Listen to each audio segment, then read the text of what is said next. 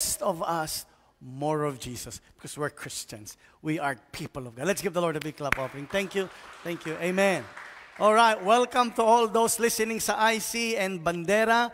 You are going to receive po ang pagpapala ng Lord through the reading of the Word and the teaching of the Word of God. Sa lahat ng mga nasa FB page, you are making comments. I love you. I welcome you. This is the day that the Lord has made, and we will rejoice and be glad in it. Amen.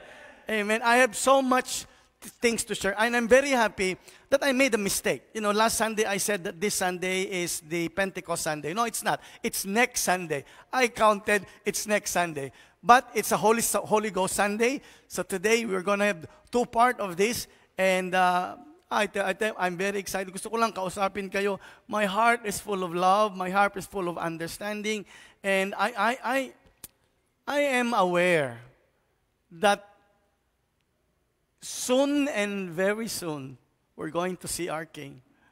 I am such in awareness na the world na hanggang ngayon ay kinahuhumalingan ng marami, as trying their best to be satisfied by everything in the world, they're finding themselves prostrated, empty, lonely, depressed. Tama ang Bible. What will it profit a man if he gains the whole world?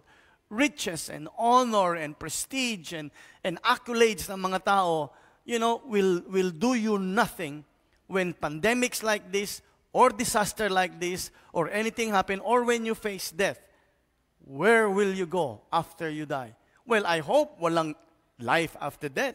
That's a good, whimsical, wishful thinking, but that's not the truth. There is life after death. And this is why yung three words that has nag-resound sa aking mind, even before I speak anything, is that I want you to prepare to meet your God. God is coming. You are about to meet Him. Either meeting Him as the judge and you are penalized, or you meet Him as your King and He welcomes you in His kingdom and say, "Beloved, enter into the kingdom of God." He's coming. Plus, number two, your mortality. God is speaking to me that death is coming. You are getting older. The world is not safer. The food we eat, the water we drink, the air we smell, and your neighbors. You're never sure whether your neighbor ay may masamang tangka. And yung mga naive, yung mga simpleton, na okay lang yan, sila yung nabubuntisan. Sila yung nadadaya because they are not accessing the wisdom that comes from God. So prepare to meet thy God. You're mortal. One day you're gonna face God. And number three, God is saying to me, "Oh, hallelujah, the rapture is coming and you better get ready." Amen? So those are three things you will be hearing from me kasi that's a personal word the Lord spoke to me. And what is the use of becoming known and having money and achieving, and then when you die, hindi ka ligtas, lahat ng pinaghirapan mo goes to nothing, destroyed by fire, and you go to hell. So the most important thing today, the most important thing na I want to ring in the bells, in the minds, in the consciousness ng lahat ng Taga Life Church, and I with the whole Christian, the PCEC, the G12, and all churches is this: if you are not saved, you will miss everything you work for. Kaya sabi ng Lord, I am not ashamed of the gospel of Christ because it is the power of God to salvation. Would you imagine the reason why Jesus came to earth? To seek and to save the lost. So, thank God for relationship, thank God for money, thank God for achievement. Pero sabi ng Lord, yun ay byproduct, yun ay mga palamuti lang. Alright? What's the use of attending a wedding with all your beautiful dressed, abay ka, ninong ka, and the bride and the groom is not there? What's the use? What's the use of working so hard for 5 years, 6 years, and then your course is no longer available? What's the use of saving money? And then when you have the money, the next week, somebody said, you have a terminal cancer and you're going to die in 1 week. What's the use? So, not sounding negative, in fact, I'm excited. Because if I can encourage you or maybe make you think twice or maybe agitate you, if you're not saved, kapatid, if you're live church, as your pastor, if you're live church and you are not saved, I ask you, be saved right now. Be saved. Wala nang pinakamahalaga at safe place right now except to be born again. Not just to be a Christian. You know, remember I told you sa rapture, make church na may iwan. Not the true church of Jesus Christ, but the formal, traditional church who goes and worship their God. Kaya lang ibang Jesus ang worship nila. Ibang Bible ang binabasa nila. It's the humanistic philosophy that everything is a pluralistic. Okay lang yung mga ibang mga anything that is against God's law, they change it and they accommodate that. And I tell you, kapatid, be born again. All right? So that's a message in my heart as quick as I can because gusto ko ma-realize mo this is very important. Amen. Let's give the Lord a big clap. Hallelujah. All right, continuing our message on the book of Acts, the active Christians terrorizing Satan, or the work of the Holy Spirit in the life of a disciple to live a successful life and hit the target. I am talking about the idea of we will receive power. All right? Reading from the book of Acts, I think it's very important for us. Yun ang ating theme. All right? Ang sabi dito, Jesus said to them, "Do not leave Jerusalem, but wait for the gift my Father promised, which you have heard me speak about. For John baptized with water, but in a few days, you have to wait, few days lang, 10 days to be exact, after his ascension, you will be baptized with the Holy Spirit." So what we are waiting is the Holy Spirit becoming more real. Now, we already have the Holy Spirit. Kasi si Jesus Christ, you know, when He resurrected, sabi niya sa mga sabi, receive the Holy. They have the Holy Spirit. They were guided by the Holy Spirit.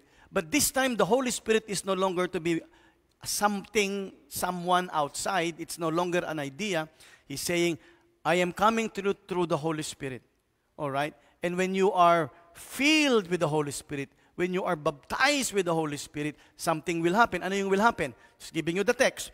Alright? Kasi this is something ayoko makalimutan nyo the rest of your life. Alright? Ano yung promise? Now, sabi niya sa verse 8, ito na yung promise. Okay, sabi niya, but you will receive power. You will receive power when the Holy Spirit comes. The power is not available if the Holy Spirit do not come. Now, maraming Christians, they run away. You know, sabi, wait, they start to do ministry. And they have good heart. And I think that would be the heart to me of a mga social reformers, mga agency that needed helping the poor. You know, if you help the poor will always be there. People will always ask something from you. And if you have nothing more than food or house to give them, they will still not be happy. I remember Peter. Remember in the book of Acts, sabi ni Peter, nung nakita niya yung lalaking pilay, ang need ng lalaki hindi pera. Akala ng lalaki pera, nang naglilimo siya eh. But when Peter sensed, because the Holy Spirit is there, this is after the baptism of the Holy Spirit, chapter 3 of Acts. Giving you the overview. Lumakad si Peter, tapos sabi niya dun sa pilay, they look eye to eye. There was a connection, there was a contact. Ano sabi ni Peter? Sabi ni Peter, silver and gold have I none. But such as I have, what I possess, such as I have, I give to you.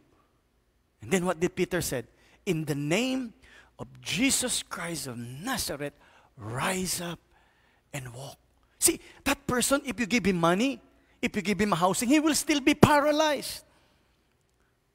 Always feeling insecure, yung kanyang self-image, I am not complete. I am always going to be lack. Do not have the ability to walk. I don't have the ability to move forward in life, spiritually speaking. Wala siyang paa. What he need is not money. What he need is not a house or a relationship. What he need is the person and the presence of Jesus Christ through the power of the Holy Spirit. Let's give the Lord a big clap offering.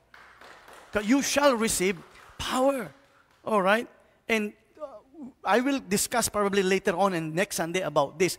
But I want to segue because I want you to still hunger for God. All right.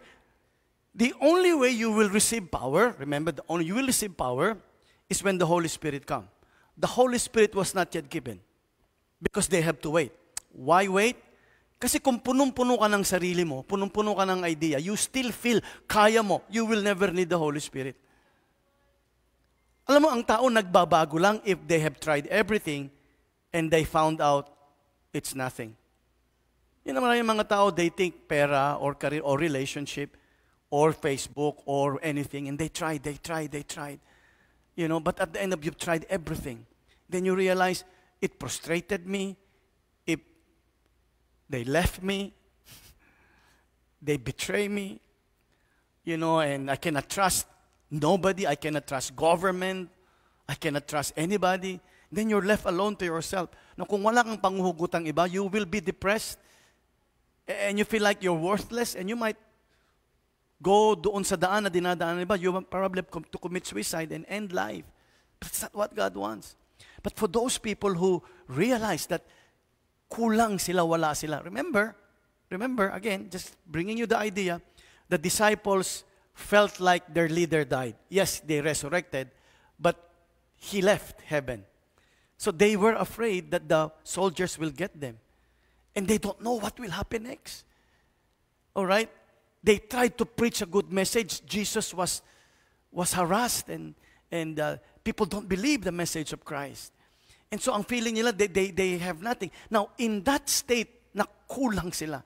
In that state that they needed nothing more except God.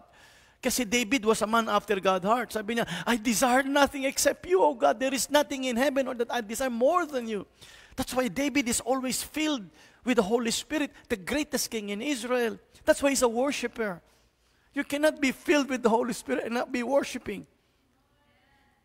Hindi kaya yung marami sa atin kaya complaining like Dathan and Korah is because we're not filled with the Holy Spirit. You know what nangyari sa mga taong di puspos ng Espiritu Santo? Complainer, whiner.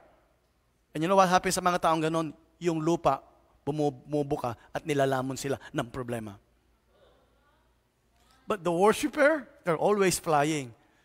The worshiper, they're always on the mountaintop. The worshiper, like David, he always says, even though I walk through the valley of the shadows of death, I fear no evil. Why? Because the Lord is with me. In the wilderness, alone, abandoned by mga pamilya niya, David is saying, the Lord is with me. Maybe the reason you do not love the Lord more is because somebody is with you. Maybe you're still cherishing that self-image na meron ka na. Akala nila, because in the Facebook, Instagram, you know, ang identity mo ron, you're happy and successful. But the truth of the matter, you're empty and lonely. Maybe you're holding to that relationship. Oh, tong girlfriend ko, tong boyfriend, tong asawa ko, tong pamilya ko, tong ari-arian ko. You see, if you're holding on to something, you will never need of God. You will never need God. And say, why do you need God? Because God created us. That without Him, we are nothing. Parang sabi mo, napaka-selfish naman ng Lord. Kung wala siya, wala ako. Isipin mo na lang, lahat ng meron, siya yun. Lahat ng maganda, siya yun. Lahat ng abundance, siya yun. Ikaw talagang wala. The benevolence of God, ibubuhos niya sa iyo yung lahat ng meron siya. Anong selfish ang God? Because God knows that without Him, remember, He's God. He knows that without God, nothing exists. Without God, nothing comes beautiful. Without God, no harvest. Without God, no joy. But if you are with God, I mean, you're full of joy and happiness. And when the problem comes, and sometimes the problem comes knocking at your door, but you still have a smile on your face because you're saying, it is well with my soul because I know that I have a life and a home and a future in heaven where the reality is as real, more than real, than the physical. Let's give the Lord a big clap. Wow. I hope you're getting this. So, I will bring 3 points dito, 3 main points, all right? I'll dwell a little bit about, again, the waiting. And then I'm going to talk about the power. I'm going to talk about the feast of the Lord. Now, this is so much material, but I want to go right now. I want to go more detail dito. So, if you have your pen and pencil, this is what we're going to talk about. Okay? You are empowered to serve. But that will not happen unless there is an emptying of yourself, a patience in your heart, which we called waiting. So why do we wait? What does waiting means? Ito ang ibig sabihin ng waiting. Waiting, di ba remember sabi ng Bible, they that wait upon the Lord shall renew their strength. Isaiah 40 verse 31. They that wait upon the Lord. The word waiting dito actually means, ito yung actual meaning niya, in the if you put the term, waiting is like listening to take an order so that you can obey. The word waiting, remember the word a waiter? If I'm a waiter, in a flashy restaurant. The job of the waiter is they're waiting for the customer. And their customer are people that they want to serve. So, when a customer comes, ang attitude ng waiter is he automatically greets you and give you the best seat. And he wants you to give him an order. To give you an order. So what do you want, sir? Ito yung aming menu. So you're waiting to get an order so that you can obey and satisfy the customer. Now, the same idea with God.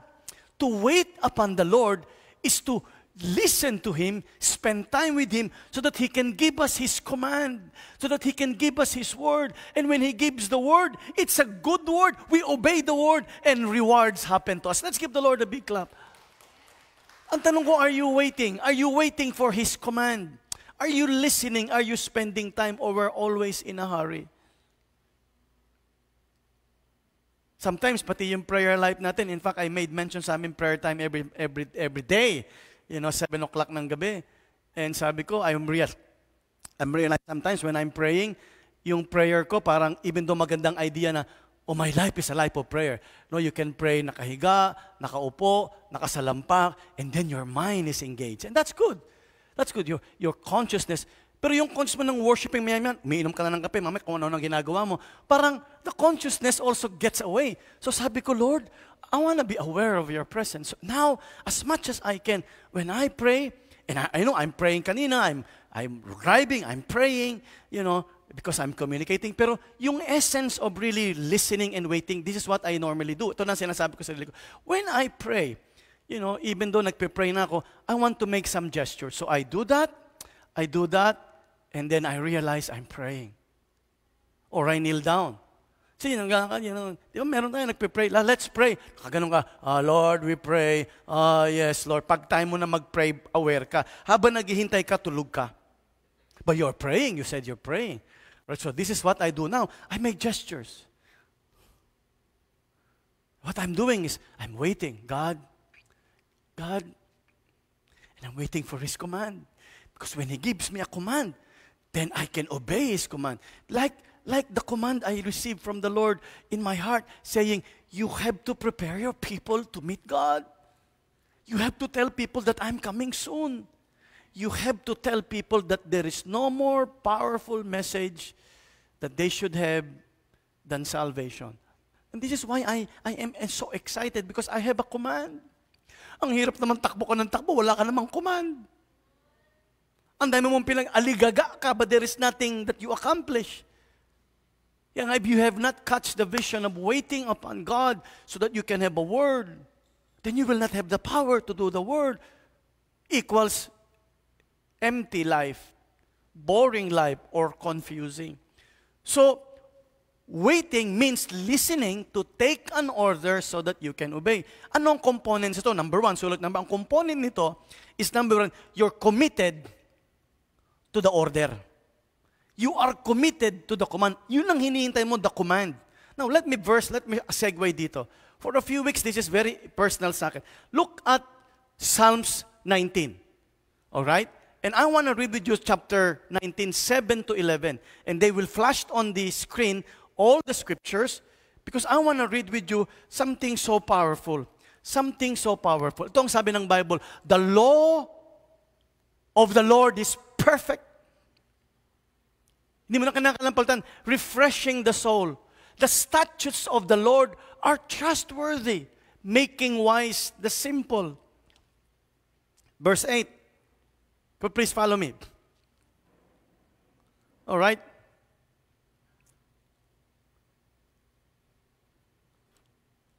Hanggang verse 11, okay?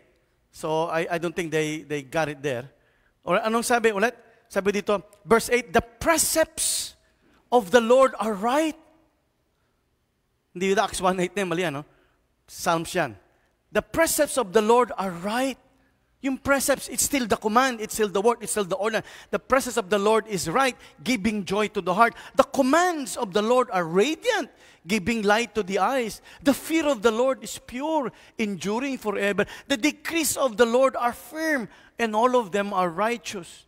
All of these words is basically the command, the ordinance, the word, the statement.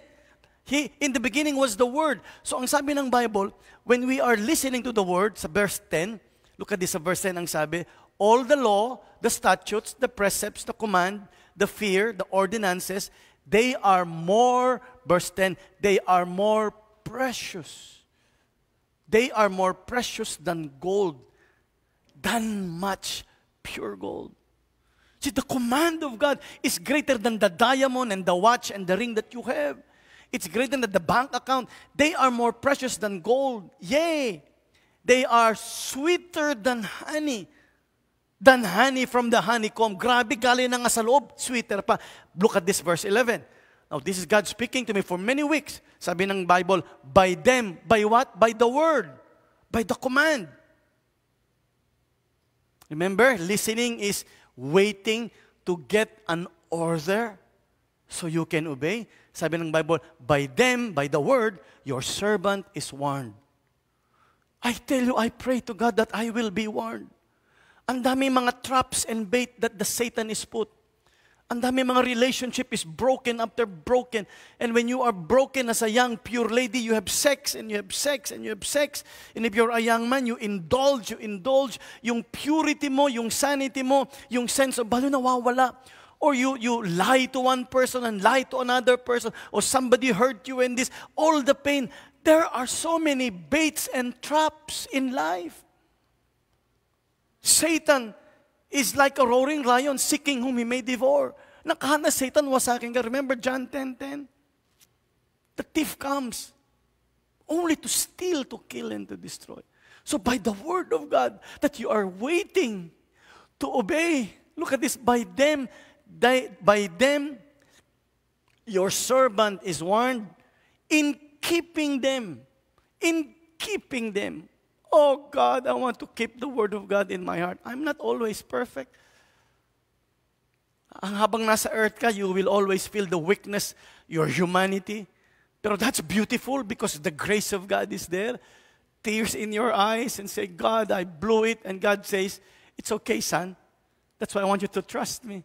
Sabi ng Bible, in keeping them, there is great reward. Hindi ka lang nawawarn. There is great reward. What is the reward? And I want to show you that there is such great reward. Amazing. Hindi lang eternal life. Hindi lang a forever living. Hindi lang you're with God. Grabe, on earth, sabi ng Bible, you have peace and joy and happiness. You have relationship that are intact. Walang mga animosity. Now, of course, it will take a while. But the more we become like Christ, the more we love the law that is perfect, the ordinance that makes you wise, the precepts that is making you happy. The more we wait on God, the more we spend time on the Word of God, we are warned, we're wise, and we have great reward. So number 1, anong component of listening? You are committed to the command, to the order. Alright? Number 2, sulat mo to. The component ng waiting is you are undergoing process. Number 2, undergoing process. Anong ibig sabihin niya? Maturation is happening. Alright? Ikaw ay dumadaan sa proseso. Like, I remember my dear friend, I love him, Pastor Kevin Gerald of Tacoma, Washington. Meron siyang bagong libro. But he came up with a statement, sabi niya, the chapter in the book is not the book. What happens sa chapter is not the book. If you are undergoing sa buhay mo ng marriage breakdown, you are having financial difficulty, you are sick today, you are struggling today, listen, that is a chapter in your life. But the chapter is not the book. I like that. Yun lang ang nakita ko doon. I draw me my attention. Tama. You are going to the process. Yeah, you will be frustrated about yourself. You will get mad sa people betray you. Like, teka Jensen ka, teka Ronald, na COVID ka, dito ka napunta, hindi ka makauwi. That's irritating. That's, God, but wala ka naman magagawa. So you just wait. And say, why do you want me here? Maybe nagagawa ang Lord. Maybe God is maturing you. Amen. Amen. Let's give the Lord a big clap. Amen. All right. Number 3, you are being tested so that you can be trusted. Kaya ka naghihintay. Because God is trying to test you. Minsan, magsiserve ka lang kay Lord kasi nandun siya. Or, nare-recognize ka. So your motivation is not really right. Ang pinakamaganda is ginagawa mo pa rin ang ginagawa when no one is seeing you. In fact, when no one even believes in you. In fact, when some people are even trying to say something against you. If you know it's from the Word, go for it. Because to wait means you are being tested. You know why? Because God wants to trust you. Number 4. Ano lang yan? Ang tawag niyan sa number 4 ko, you are being changed into His image. Sa Tagalog, tinitimpla ka lang ng Lord. Parang tamang timpla, tamang lasa, ang sarap mo. You cannot have a good sinigang with just suka. There is a timpla that's happening. And if you are hungry, and they just start ko sa bahay namin, amazingly, pag kami kumain ng 12 o'clock noon, that's a miracle. We normally eat 12:30, 1 o'clock kasi we do a lot of things. Daming nangyayari. And, but so you cannot say, 12 o'clock, I'm gonna go down and eat. Normally about 12:30, 12:45, or 1 o'clock. But the waiting is good. Kasi pag sinabi na, alas 12 na, ihanda mo na, ilagay mo yan. Nakalagay doon, sibuyas, bawang, at kung ano. Hindi pa timplado. You wanna eat sarap? Wait. Tinitimpla ng Lord para ano? Para masarap ang lasa. I think my family is looking at me right now. Yeah. It's positive. Negative. That's life. Alright? So ang ibig sabihin, God is changing us into His image. Changing. Kaya pag dumadaan ka ng problema, huwag kang dumistansya. Ang dumidistansya, nadidisgrasya. Pag dumadaan ka sa problema, embrace the problem of humanity. Say, God, I blew it, I'm wrong, may consequence ito. Wala man ako magagawa kundi face the consequence to admit I'm wrong, but I want to be better. Do you know, it takes courage and true humanity and humility to accept your wrong and move forward. Hindi lang accept, si iba, okay, I'm wrong. In-accept mo, but you didn't move forward. The courage is, you accept the wrong, admit the wrong, and say, help me, but I'm moving forward. I am not yet what I want to be, but I am not what I started. Malaki ng change sa buhay ko. You are being changed. That's the waiting part. All right? Number 5. The reason why you have to wait, because you have to fulfill the task. May reason. The task. You have to get the result. The result is the reward. Look at me. You know yung mga lawyers, mga doctors, my gosh, studying law with all the books that you have to memorize. And doctoring with all of the blood and the scalping that you do. It's hard. But when the final announcement says, he has passed the bar. He is now a doctor. Grabe, all the hirap mo is nothing compared to you have finished the task. You have done the work, and God gives you the joy unspeakable. Let's give the Lord a big clap offering. You know, when I was looking at those that passed the board, lalo yung hirap na hirap, or my son who is a doctor, you know, even though I'm saying, my son is a doctor, yahoo! But I can never really feel the feeling na meron siya because siya yung dumanas ng laking hirap and now he is a doctor. Fulfillment, brothers. Maybe the reason why many of us are not fulfilled because you have never done your job. You are not going through the process. How can God fill you and give you the reward of being a happy man, a blessed husband, a great businessman, a great like this, when you are always takbuhin nang iiwan ka? Hello? You know, sa book of Acts chapter 1, let me go back. Merong binanggit sa Luke, which is the same principle stated, na wala sa book of Acts. And I want you to go with me. Sa Luke, this is also the resurrection, okay? Pa-ascend na si Christ. Ito yung sinabi niya. Look, pa-ascend na si Christ. Verse 45 of Luke 24. Alright, this is powerful. I want you to see. Hanggang 49. Alright? Ito sabi. Then he opened their minds so that they could understand the scripture. 45. He told them. Okay, Jesus is speaking. He told them. Luke 24. Verse 46. He told them this is what is written. The Christ will suffer and rise from the dead on the third day.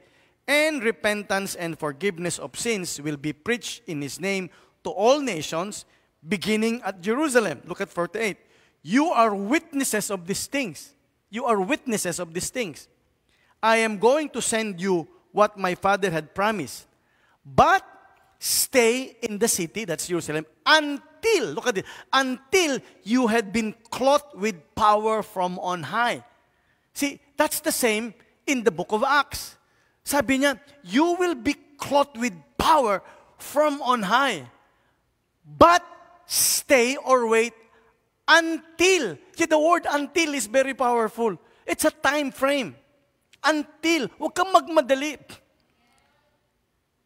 Wait for the promise of God. You know, wait until, because the until will come. And when the until come, you will be clothed. Imagine, you will be clothed. You're going to be a brand new person. Because you will be clothed with power from on high. This is why in the Bible, the miracle is happening. Signs and wonders. Hindi lang yung gumaling ang may mga sakit. Hindi lang yung mga handkerchief ni Peter brought healing. But inside, grabe, the miracle of a changed life. The miracle of fearful to courageous. The irresponsible na tatay o asawa o di marunong tumulong na babae sa kanyang pamilya, you know, o talat, you know, you're a wicked person. Now, you're changed. This is why church is very relevant sa ating community. Why? Because yung dating mga may problema, now is a changed person. Would you imagine nababawasan ang problema ng bayan because you get saved? Imagine kung di ako na-save, I'm an addict, I sell drugs, maybe I human trafficking, maybe I've done a lot of crazy things, and the government, you know, will pay so much of my kalokohan. And many babae and lalaki and tatay, nanay will be destroyed. But because I got saved, I was clothed. Kaya nga, to be saved is the most important thing that could happen to you. Be saved. Amen? Amen? Or let's give the Lord a big clap. Alright, nasulat niyo ba yung 5? Because I will move on to the next. Naku na yung 5. Number 1, you know, the components of listening to get a command so that you can obey, which is waiting. 1, committed to the order, command. 2, you're undergoing process. 3, you are being tested so that you can be trusted. 4, timpla-timpla lang yan, or you are being changed into His image. And number 5, so that you can fulfill the task and get the reward. Amen? Let's give the Lord a big clap offering. Now, I wanna bring some more point dito, okay? How many minutes do I have here? 15. All right. Oh, let me not. God is good. I love you. Okay, let me pause for a while. Listen to me. Then I'll go to either the second or the third. Listen to me. The reason why I'm here, because I love you. Why? I don't know. The love of God has come over my life. Sabi ng Bible, you love Him because He first loved you. Hindi ko pwedeng angkinin ito eh. And this is why, the message we bring, the people here, the worship team, we love you. You are the object. You are God's special person. But you cannot be a good husband, a good wife, a good businessman, a good whatever you are, unless you allow God to process you, wait, get the training, and then receive the power of the Holy Spirit. I'll be praying in a few minutes. But this is why in Isaiah 40:31, sabi ng Bible, but they that wait upon the Lord shall renew their strength. They shall mount up with wings as eagles. Now, why eagle? Eagle. Eagle is a bird of prey. Nananagit ang eagle. In fact, sabi ng Bible, sabi ni Christ, where the carcasses are, there's the eagle. All right? But I want to tell you a little bit about eagle. Kasi when God said, they shall mount up wings ang eagle, ang reference point dito is in Exodus chapter 19. When I was reading this many, many years ago, and I was reading it a few weeks ago, and then last today, I was so touched. Look at Exodus chapter 19. Exodus 19 is one chapter before the giving of the law. Exodus 20, binigay na yung 10 Commandments. So bago ibigay yung 10 Commandments, the Lord was talking to Moses and the people of Israel. And this is what the Bible says in the book of Exodus chapter 9. Kasi may reference point po dito. Just wanna use that. Hindi ako nagmamadali. You know why? Because I want you to get the word. The word will release you. Remember, by the word, they are warned. By them, they get the reward. All right? Look at Exodus chapter 19. All right? And it says in verse 3, then Moses went up to God, and the Lord called to him from the mountain. See, God never will call you from the valley. He wants to call you in an experience with Him.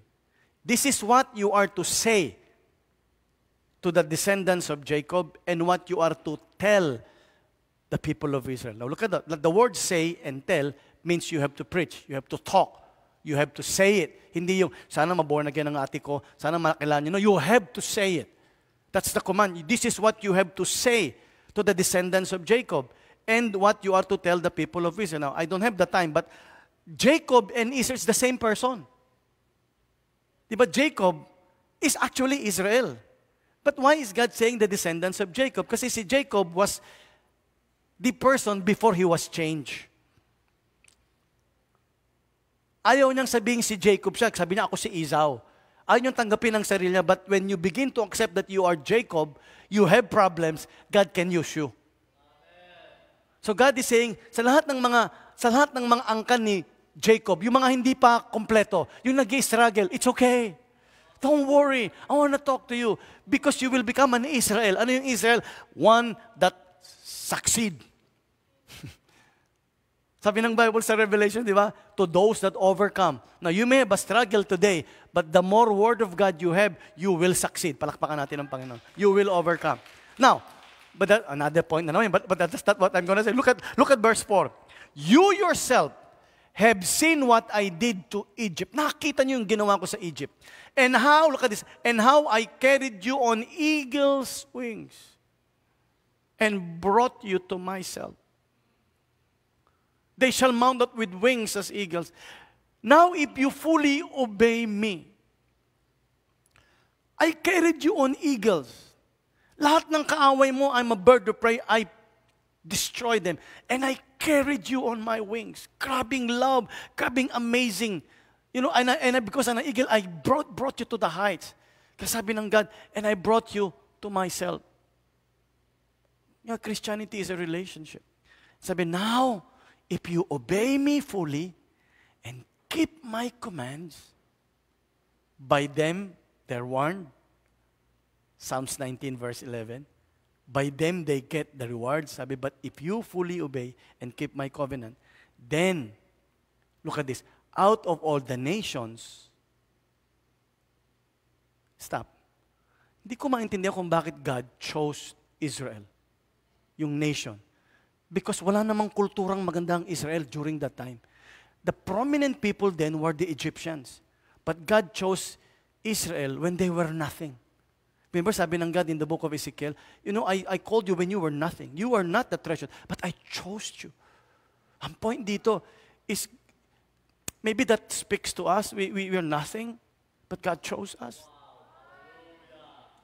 We're not the cultured Egypt. Remember the Pharaoh, the pyramids of Egypt? But God chose Israel, a country from nothing. And then He brought us to Himself. How? Like an eagle. Like an eagle. And He brought us to His wings. Kaya nung sinasabi ditong, they shall mount up with wings as eagles, God is saying this, if you wait upon me, I will rescue you. Kahit na marami kang kaaway, I will destroy your enemies.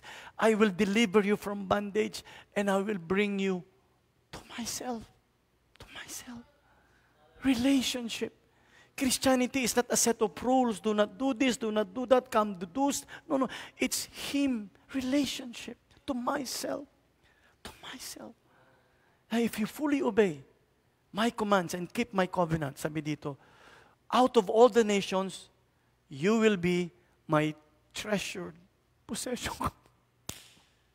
Treasured possession. Kaya pala may rapture. Kaya pala He will be becoming like a thief in the night. Because we are treasure in God.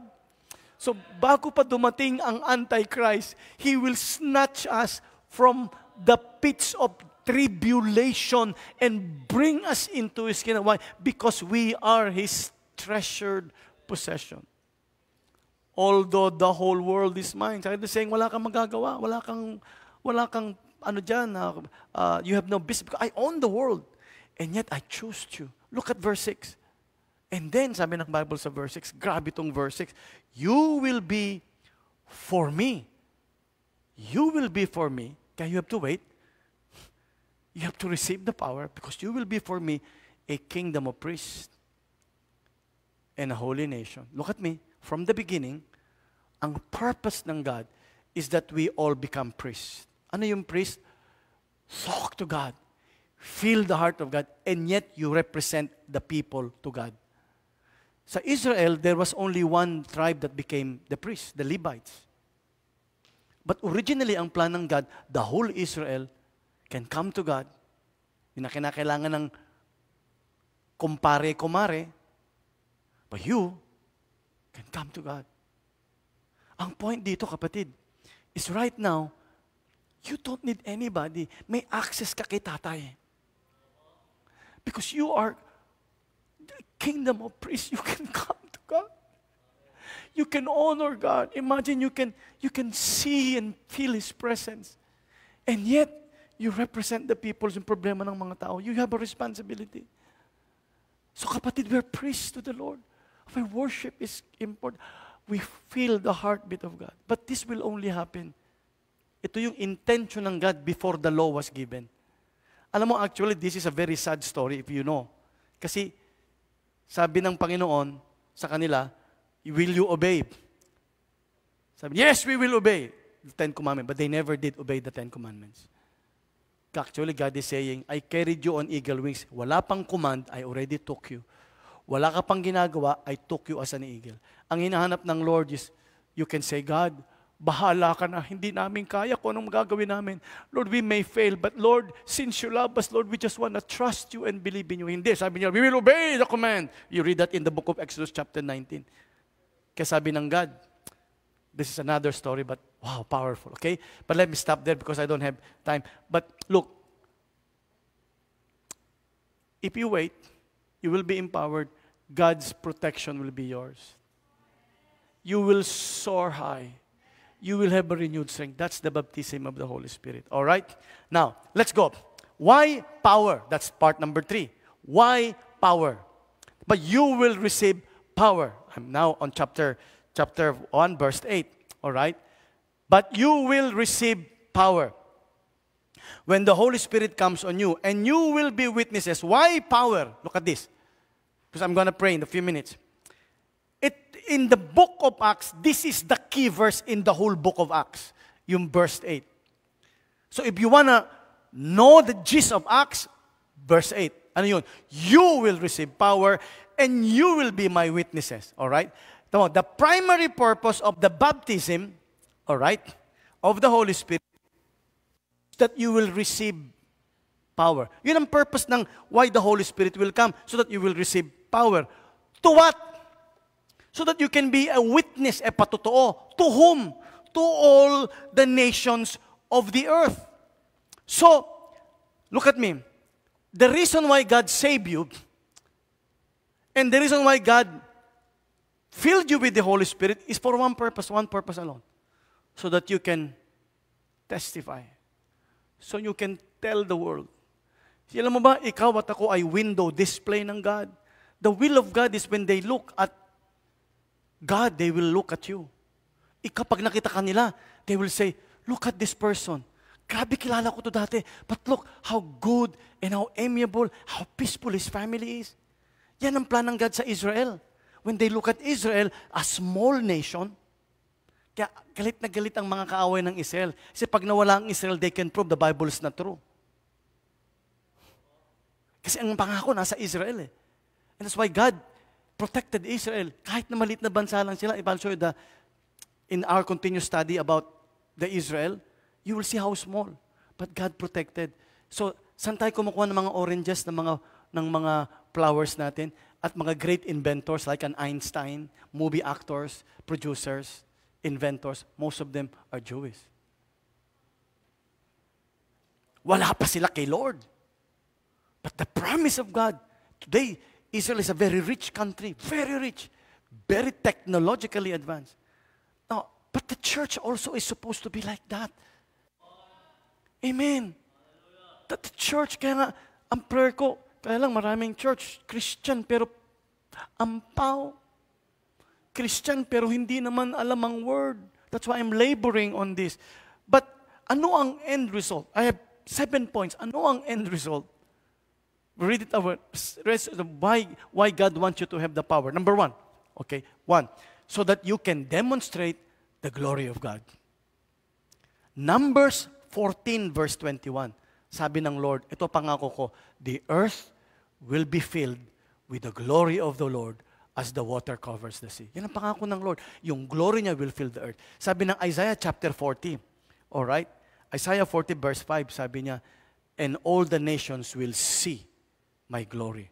So anong reason why God wants to fill you, give you power, so that you will, pakinggan niyo ko, ikaw at ako will demonstrate His glory.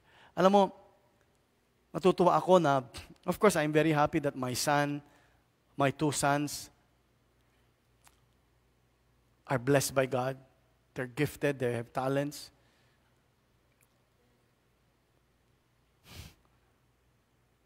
My wife, I have a house. I look at myself and say, God, I don't deserve any of this. But you brought me on eagle's wings. People respect me. I have a good place to live. I have comfort. Sabi ko, God, I pray when people see me, when people see what I do, ito sasabihin nila, wow, God surely was with him. And I can say, to God be the glory. We should demonstrate. So now, because they see something in you, they ask, ano ang gagawin ko para makalabas ako sa problema? Then you tell them your story. Kaya nga kinakailangan marami kang story. Look at me. At my age, I have gone and been through a lot of stories. I've been to a lot of chapters. So when you come to me about a problem, oh, that's chapter 32 of my life. I'll tell you my chapter.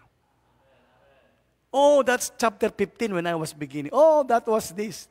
But let me tell you the end of the story. Oh my God.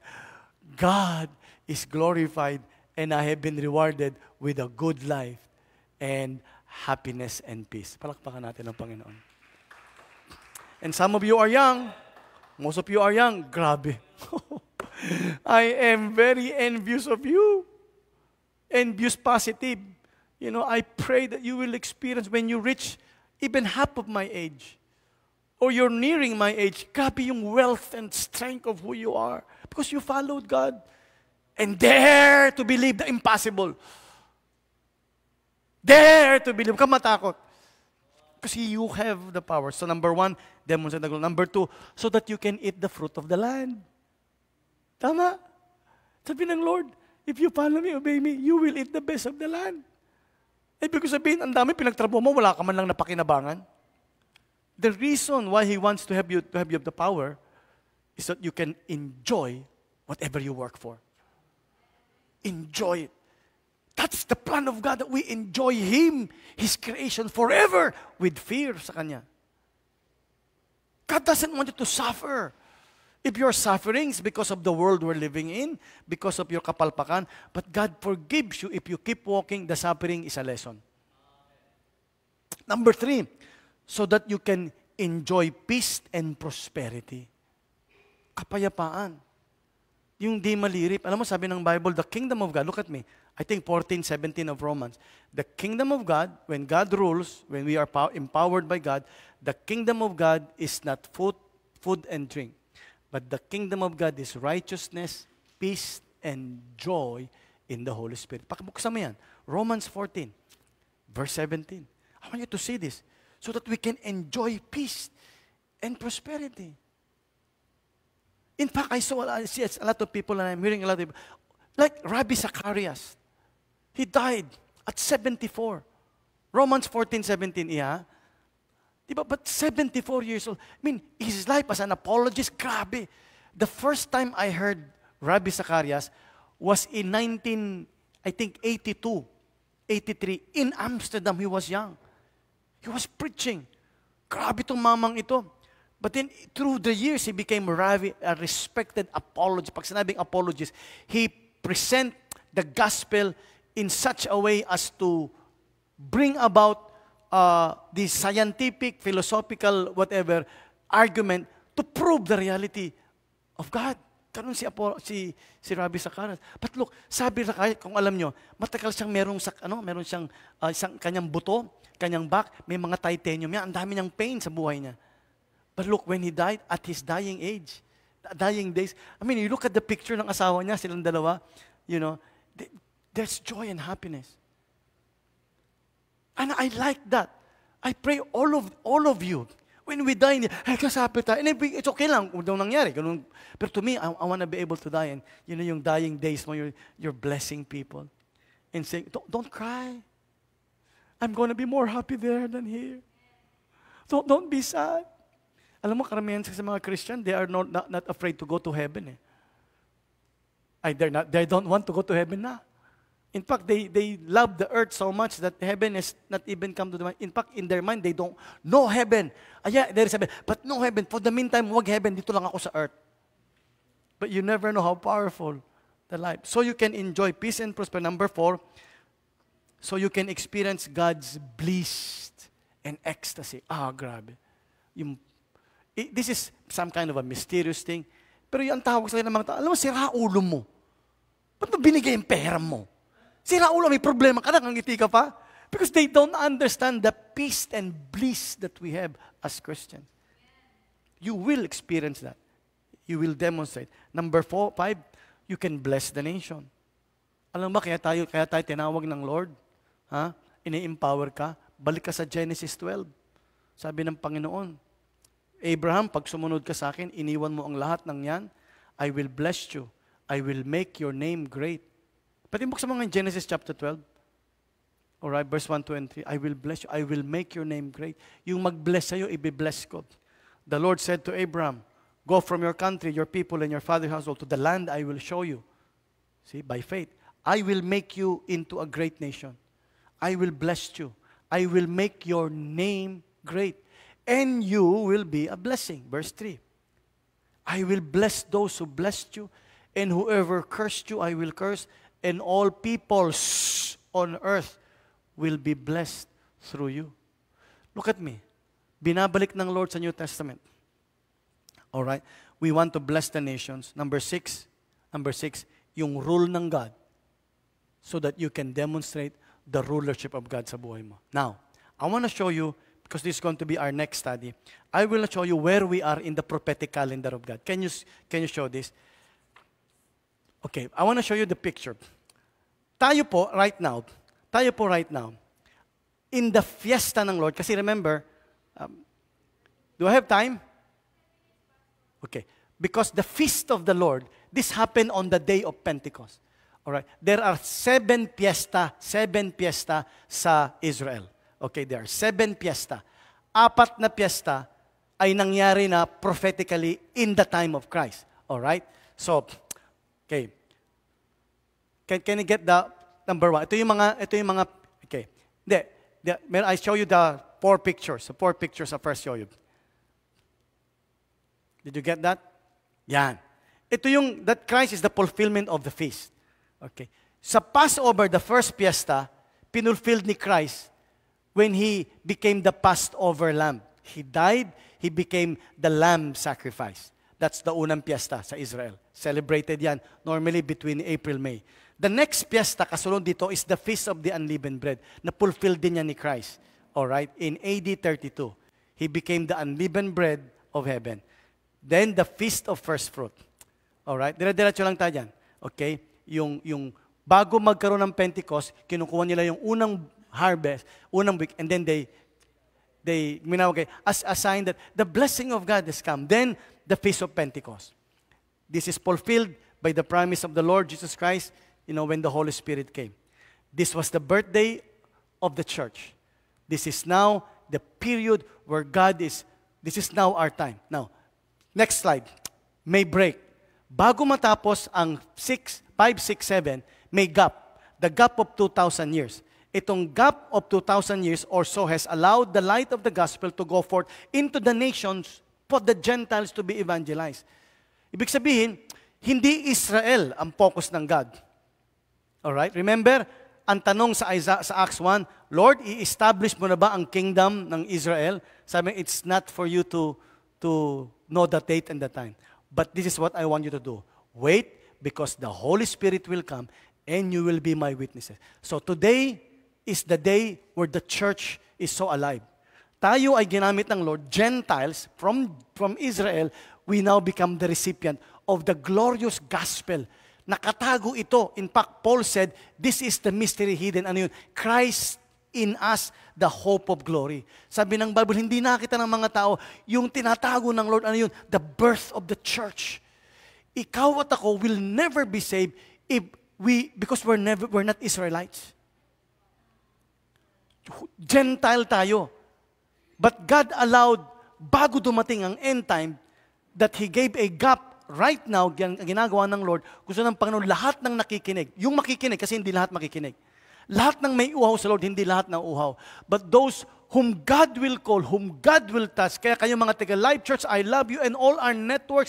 And if you're listening, I'm talking to you. God is giving us a chance sa time na to so that you can be saved before the next feast will come. What's the next feast? The next feast is the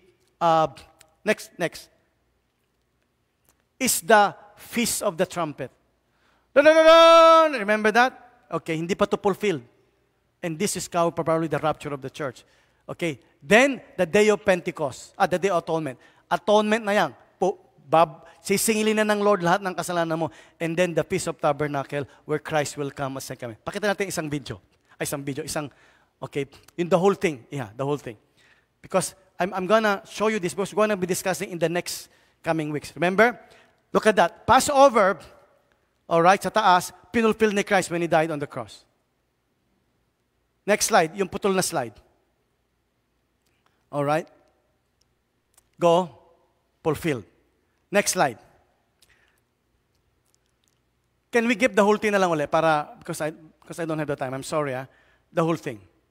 Alright. The unleavened bread, yung Jews were to eat the pure unleavened bread for 1 week.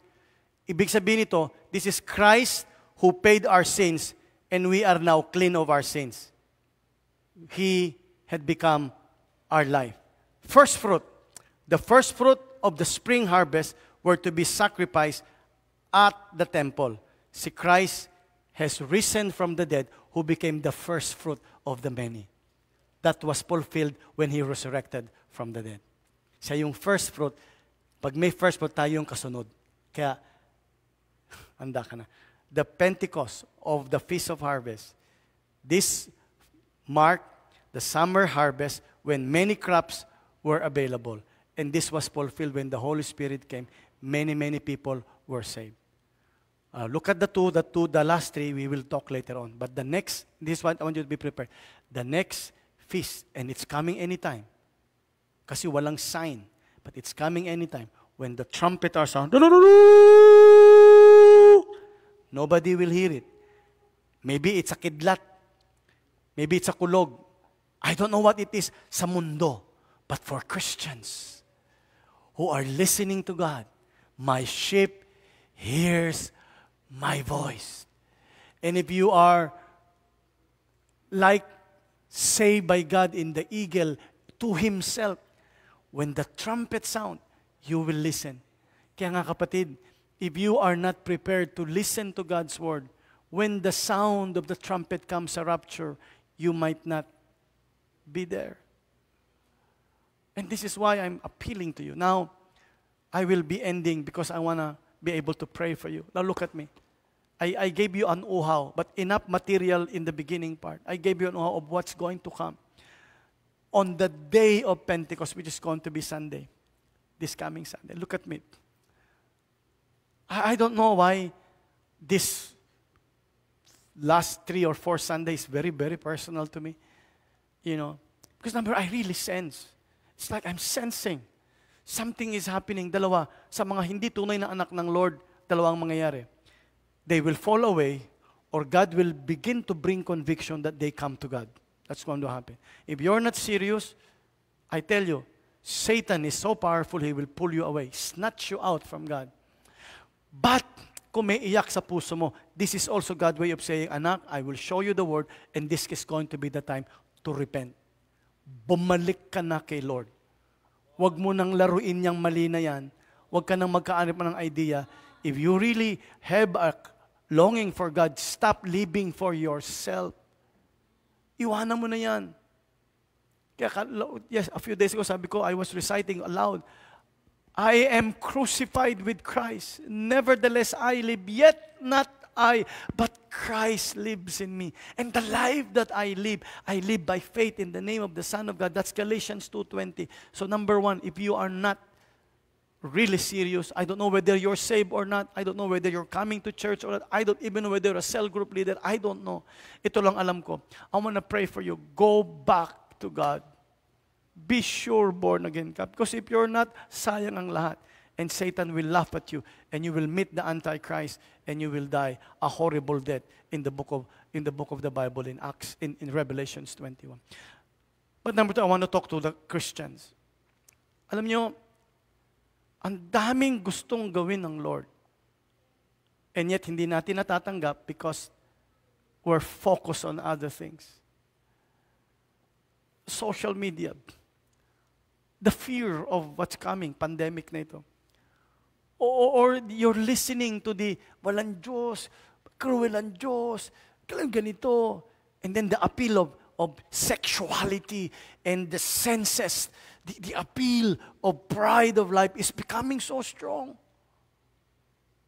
That's why if you are a child of God, I want you right now, think of nothing except have tinan niyo ako, a passion, cry out to God, say, God, I want to know you more. Si sayang, we've worked so hard, and then we will not make it. Sabi ni Paul, ayoko that, after I have preached, ako pala ay hindi makapapasok. Maybe you have sing songs and done this and done that, and then hindi ka pala totoo. Today, you're a child of God. Allow God to rule you. Say, God, I give you my life. I surrender. And number 3, to the workers, to those who are serving God, let me tell you this. Kinakailangan lalo tayo maging passionate to go out and testify. Ano yung testify natin? Yung nangyayari sa buhay natin. Yung mga struggles natin na gustong gawin ng demonyong test become a testimony. Yung mga mess ng buhay natin becomes a message. Gusto niya i-testify mo, open your mouth, say to Israel, tell the people of Israel, you have to open your mouth and win souls. Ang prayer ko today, aligaga tayo to share the God. Kasi ang dami mga tao, they're professionals, they're kilalang tao, there may be politicians, and they may think they're doing good by helping the people. You may. But what will it profit a man, bro? Kilala ka nga sa tao. Maybe you're a politician, maybe you're a good businessman, maybe you're an entrepreneur, maybe you are a social reformer, and dami mong ginagawang kabutihan. But what will it profit you if you gain the world and lose your soul? And if you're listening sa radio today, you don't know me. And I do not claim anything except that, bro, God loves you. I am testifying to you that Christ is alive. He died. He rose again from the dead and may promise you of a resurrection. And if you don't know Christ, something kawawa. If you are a child of God naman, and if you're sick, you're struggling, I want to pray for you. I am believing, God, that the power of the Spirit will come to your place right now. We have a few more minutes. Wherever you are, honestly, wherever you are, if you feel depressed, if you feel alone, if you feel nobody cares for me, if you feel like I'm surviving every day, or you're faking it, let me tell you this. The Holy Spirit can come and He will give you the power. He can give you the power to break every chain. That sickness, ang tagal na yan, He can break that sickness over your life. That mental torture na meron ka, confusion, keep your mind to God and say, God, I want to follow you and help me. God can bring that. Are you ready to pray right now? If you're struggling financially, iba sa inyo, money is supposed to be the least problem that you have. Huh? Why? Di ba sabi ng Lord, I care for the lilies of the field. I care for the birds. Hindi ba mas importante ka kaysa sa lilies and birds? Don't worry about the money. Trust God, obey Him, offer to Him what you have, and He will multiply what you have. Are you ready to pray? I want you to, right now, ano man ang kalagayan mo, and this is going to be a test of faith, I want you to touch your cell phone. Touch it. Touch that screen. Touch it. Kung apat kayo, all of you touch that. Okay? I don't want you to stretch. Don't be lazy. Stand up. Hold your cell phone. Hold your cell phone right now. Lord, whatever is bothering, anuman ang mga problema, mga tanikala, mga sakit, o mga maling isip, o kawalan na meron ng iyong mga anak today.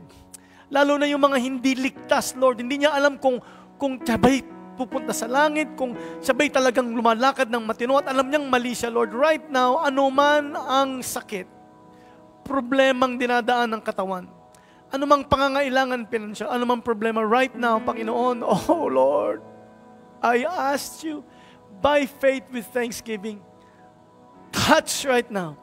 In the name of Jesus Christ of Nazareth, Lord, touch that person right now.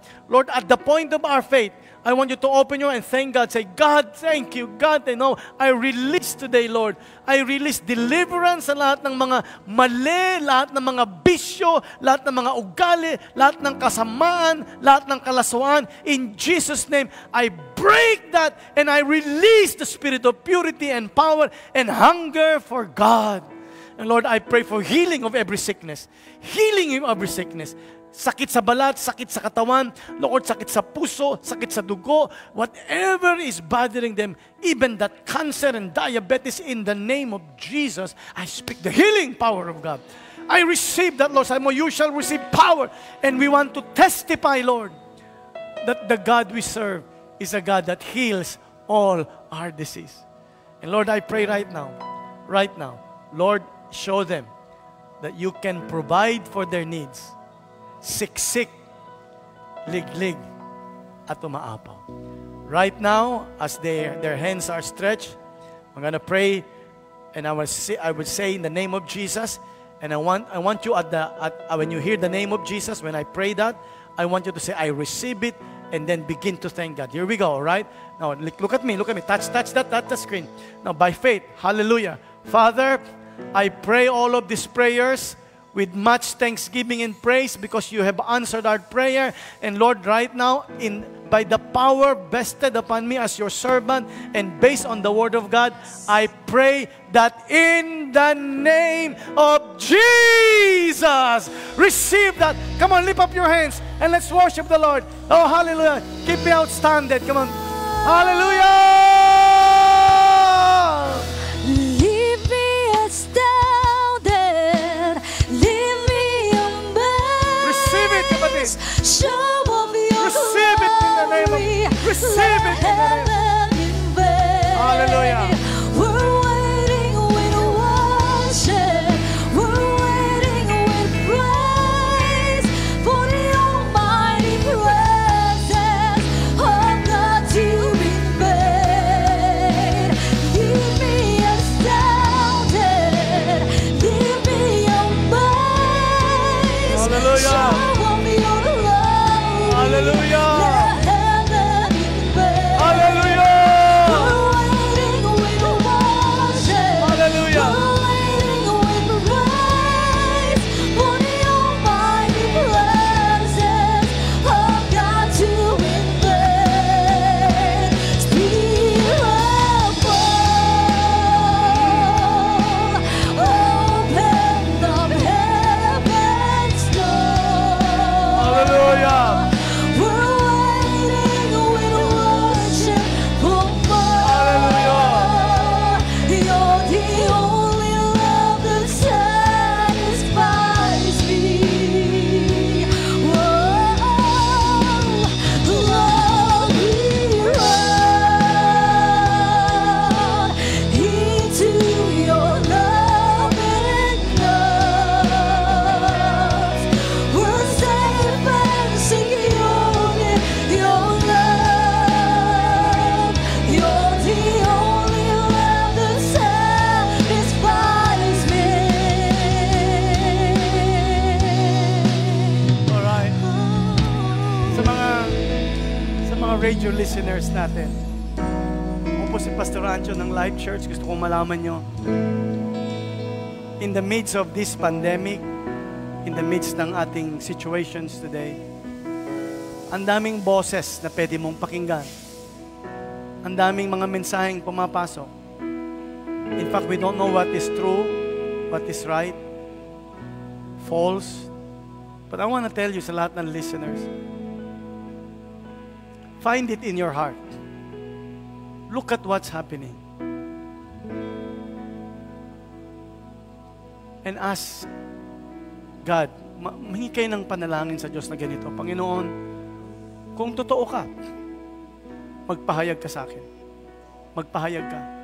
And I believe, if this is your first time na nakikinig, kapatid, the end is coming. Patapos na ang lahat. Ang timetable ng God, di na kayang masustain ng mundong ito yung sobrang talamak na kawalangyaan.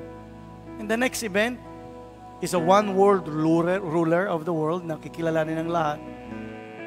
And that person will say there will be peace. At yung greatest problem sa mundo, the Middle East, kakaroon ng peace ang Israel. But for a few weeks, in fact, 3.5 years, they will destroy the covenant. And then the Antichrist, and then judgment sa earth. Well, I love you, and I want you to know na si Jesus Christ pumunta sa lupa, namuhay dito, nangaral, at namatay para bayaran ang kasalanan mo at kasalanan ko.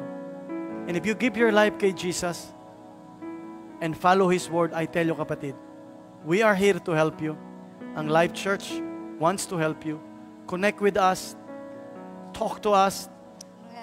They're going to plug our cell phone. Or however you came to watch or listen to this, use that connection.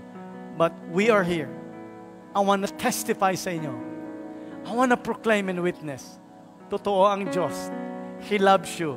And He wants you not to go to a place called hell. He wants you to bring you to His kingdom. But mangyayari lang yan if you ask Jesus Christ to be the Lord of your life. I blessed you every Sunday, God willing, you will listen to this radio station, and we will be on our FB Live. A lot of people who binago na ng Lord will testify to you mga bagong buhay, bagong relasyon, bagong pananaw. Not because magagaling kami o magaling ka. It's because napakabait ng Diyos. Gusto tayong baguhin at ihanda sa Kanyang kaharian. Alright?